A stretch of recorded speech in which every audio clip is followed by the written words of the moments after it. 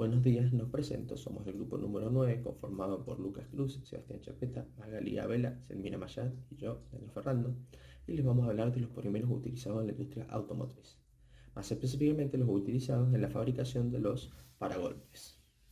¿Pero qué son los polímeros?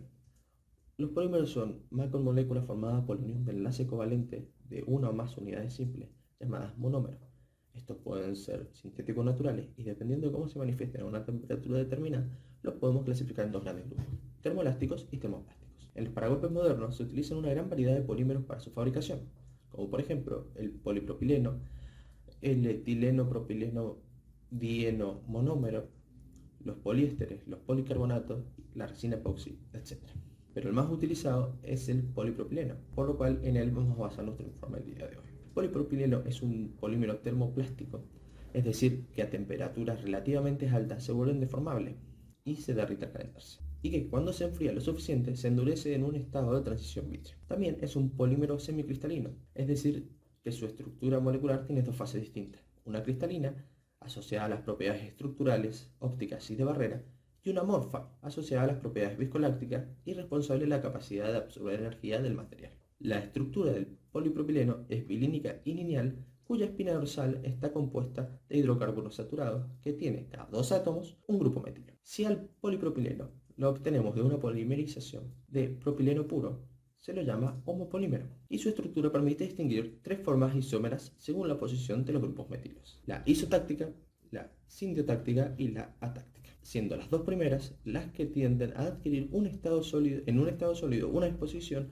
espacial ordenada y semicristalina que confiere al material de unas propiedades físicas excepcionales. Pero si durante la polimerización se añade entre un 5 y un 30% de etileno, se obtiene un copolímero de mayor resistencia al impacto. De los dos tipos de copolímeros que se pueden obtener según el orden de sus cadenas, una con las cadenas de polipropileno y de etileno ubicadas al azar y otras ubicadas en bloque, el que se utiliza en la fabricación de paragolpes es el segundo caso, ya que tiene una resistencia al impacto muy alta. Bueno, ahora vamos a hablar sobre las propiedades del polipropileno. Entre estas propiedades tenemos las propiedades mecánicas, físicas y térmicas. Vamos a comenzar con las propiedades mecánicas. Bueno, acá se presentan distintos valores a ensayos realizados al material, pero si queremos llevarlo a palabras podemos decir que el polipropileno dispone de una rigidez, una dureza y una resistencia bastante buenas, pero con una mínima resiliencia. Tiene una gran resistencia contra diferentes solventes químicos. Su alargamiento a la rotura es uno de los más altos de los termoplásticos. El polipropileno copolímero tiene la mayor resistencia al impacto de todos los termoplásticos y además presenta una muy buena resistencia a la fatiga. Ahora, si pasamos a las propiedades físicas, podemos decir que el polipropileno no tiene olor, tiene un color blanco medio transparente, su apariencia física es esférica, a lo que se le llama pellets, tiene la densidad más baja de todos los polímeros comerciales y es más rígido que la mayoría de los termoplásticos. Ahora, también podemos decir que soporta una carga de 25 kilogramos por centímetro cuadrado durante 24 horas sin presentar una deformación apreciable a temperatura ambiente y soporta 70 grados Celsius. Ahora, también podemos decir que presenta una muy buena recuperación elástica. ¿Qué quiere decir esto? Que una vez que nosotros retiramos el esfuerzo, el material vuelve a sus dimensiones originales. Ahora, como propiedades térmicas, podemos ver que tiene una temperatura de fusión entre 130 a 168 grados Celsius, una temperatura máxima de uso de 100 grados Celsius y temperatura de transición vítrea de menos 20 grados. Podemos decir que la temperatura de fusión es superior a la del polietileno, pero menor a la del polipropileno homopolímero. La temperatura máxima de uso continuo es superior a la del polietileno, pero es inferior a los plásticos de ingeniería, que se lo llaman, entre los que estarían el PET y el HDPE, entre otros. Entre las características más importantes, propiedades térmicas, podemos decir que a bajas temperaturas el polipropileno homopolímero se vuelve frágil, cerca de unos 0 grados Celsius. Pero el polipropileno copolímero conserva su ductibilidad hasta unos menos 40 grados Celsius. Eso es todo como propiedades. Reciclaje. El polipropileno es un plástico reciclable y se puede identificar con el número 5 como código de identificación de resinas junto a las siglas PP. Los envases y productos fabricados con polipropileno, como tapitas plásticas de las botellas de bebidas, y potes plásticos de lácteos, entre otros, deben depositarse en el contenedor amarillo para su posterior reciclado. Como es un polímero termoplástico, es fácilmente reciclable, ya que funde cuando calienta y se puede moldear repetidas veces, pero por cada proceso sufre modificaciones, por lo que no puede ser reciclado más de 5 o 7 veces. Los procesos más modernos de producción carecen de fluentes líquidos o gaseosos, y al estar constituido por carbono e hidrógeno, elementos inocuos y abundantes en la naturaleza, este plástico resulta no contaminante químicamente. Casi la mitad de sus aplicaciones se destinan al mercado de los bienes durables, lo que hace que la incidencia sobre los residuos sólidos urbanos no sea muy alta. El polipropileno es 100% reciclable también. La valorización es una forma de aprovechar la energía que aún queda dentro de un residuo, y como el polipropileno contiene energía comparable con los combustibles fósiles, puede ser usado como combustible para producir energía eléctrica y calor. ¿Cómo se recicla? A partir del reciclaje químico, que se basa en degradar los materiales plásticos mediante calor o con catalizadores, hasta tal punto que se rompan las macromoléculas y queden solamente moléculas sencillas o monómeros, a partir de las cuales se podría conseguir otros tipos de plásticos o combustibles. Hay varios tipos de reciclaje químico. Para este polímero se puede usar la pirólisis, mediante la cual se produce la descomposición térmica de las moléculas que conforman los materiales plásticos en 3 fracciones: gas, sólido y líquido, que servirán de combustible y de productos químicos. El gran inconveniente de la pirólisis es el elevado coste de instalaciones y de producción. El material más utilizado en automoción es el polipropileno, por lo que la mayor parte de los residuos provienen del mismo. El problema es que muchos de estos residuos son difíciles de recuperar debido a su situación dentro del automóvil y se expresa gran cantidad de los mismos, ya que poseen aditivos, pinturas, etc., que encarece su reciclaje. Los principales residuos son parachoques con el polipropileno, también están los faros y los depósitos de combustibles. Bueno, yo voy a hablar de los mecanismos de deformación.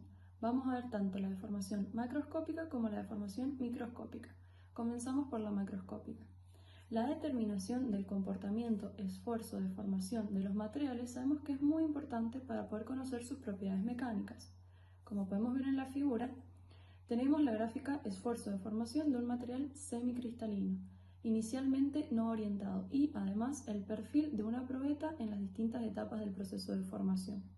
Vemos que al alcanzar el límite elástico superior, en la sección central de la probeta aparece una pequeña estricción, dentro de la cual las cadenas se orientan. Esto hace que la resistencia aumente localmente, lo cual va a oponerse a que la deformación pueda continuar. Por lo tanto, la elongación de la probeta prosigue por propagación de la estricción a lo largo de la zona central. El fenómeno de orientación de las cadenas acompaña a esta propagación. En nuestro caso, tanto el polipropileno homopolímero como el copolímero de impacto presentan este comportamiento que acabo de comentar. Ahora vamos a hablar de lo que es la deformación microscópica, es decir, desde el punto de vista microscópico. El polipropileno presenta en general, como la mayoría de los materiales semicristalinos, un mecanismo de formación como se muestra en la figura. Vemos que hay varias etapas. Comenzando por la primera, podemos notar las minillas de moléculas plegadas y el material amorfo interlaminar antes de la deformación. En la segunda, ya vemos cómo estas laminillas se mueven una respecto a la otra y lo que hace esto es que el material interlaminar se extienda. Luego, al continuar la deformación, las laminillas se alinean en la dirección del esfuerzo aplicado. En la tercera, ya notamos las laminillas separadas en segmentos de bloques cristalinos que permanecen unidos por las cadenas. Y finalmente, en la cuarta, los bloques y las cadenas de unión se orientan según la dirección del esfuerzo que se le aplicó. Hay que tener en cuenta que un esfuerzo de formación apreciable genera en los polímeros semicristalinos una estructura altamente orientada. Por último, los mecanismos de deformación más importantes para estos polímeros termoplásticos son dos: la fluencia por corte y el crazing. Hablando un poco de lo que son las ventajas y desventajas, tenemos que en las ventajas la ligereza es una de las características fundamentales, ya que uno de los plásticos con menor densidad posee una gran resistencia mecánica tanto al impacto como a la fatiga, posee excelentes propiedades dieléctricas, también resistencia química debido a que soporta tanto en medios ácidos como en medios básicos, bajo coeficiente de absorción de humedad, quiere decir que no sufre tantos daños por el agua, tiene gran versatilidad debido a que puede ser combinado con distintos procesamientos, buena relación coste-beneficio, estructura cristalina y alto punto de fusión.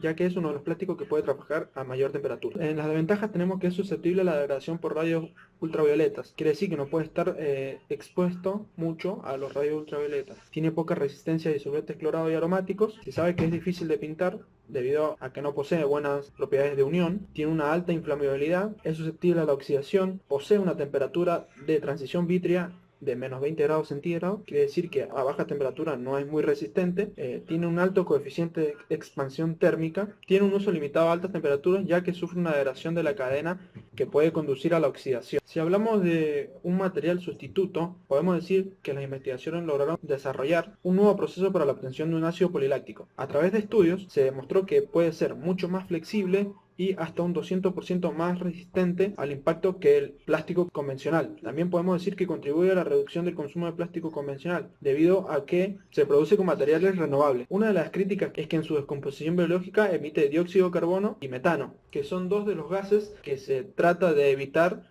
debido a que contribuyen al efecto invernadero. También se dice que se necesita de los combustibles fósiles para producir el PLA, pero en su defensa se dice que consume desde un 20 a un 50% menos que en la producción de polipropileno. De esta manera damos por finalizada la presentación. Muchas gracias.